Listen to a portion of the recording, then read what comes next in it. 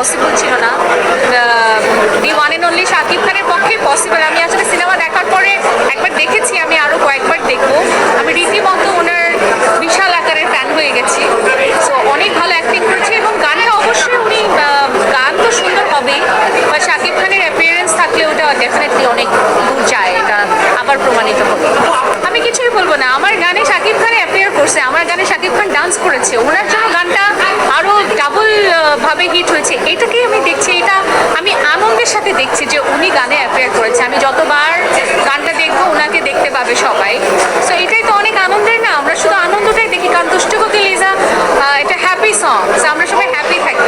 অবশ্যই সিনেমাতে গান অনেক বড় একটা ব্যাপার, কারণ সিনেমার গান রূপালী পর্দার গান, এটা যুগ যুগ ধরে সিনেমা একটা বড় জায়গা, বড় মাধ্যম।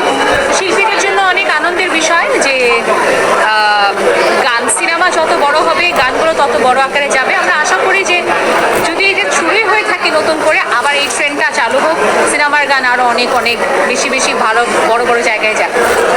চোখে চোখে কথা বলো, মুখে কিছুই বলো না, ভালোবাসার নামে কেন করো শুধুই চলো না, থাকলে তুমি আশেপাশে মনে আমার আবেগ আসে, প্রেমের লাগে দুটা করে দুষ্টু কোকিল ডাকে রে, মনে বাসি বাজে রে। 100% Toofan is such a good movie, সবার দেখা উচিত। সবাই একবার দেখলে বলবে আমি আরও দুইবার দেখবো।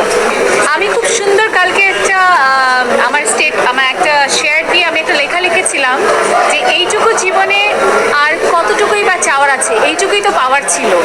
সো এটাতে বোঝা যাচ্ছে যে আমি কতটা হ্যাপি হয়েছি। রুনা ম্যামকে আমি গানটা পাঠিয়েছিলাম, তো উনি লিখেছিল ভেরি নাইস। তো এরপরে উনি কোনো একটা ইন্টারভিউতে উনি এলাবোরেট করেছে যে এক্সপ্রেশন খুব ভালো ছিল। অ্যান্ড আমি খুশি থাকতাম যে উনি অ্যাটলিস্ট ভেরি নাইস বলছে, এইটুকুই না। তো এর বাইরে উনি বলেছে এক্সপ্রেশন ভালো ছিল, ভালো লেগেছে ওনার কাছে গান। আমার জন্য এটা অনেক বড় পাওয়া।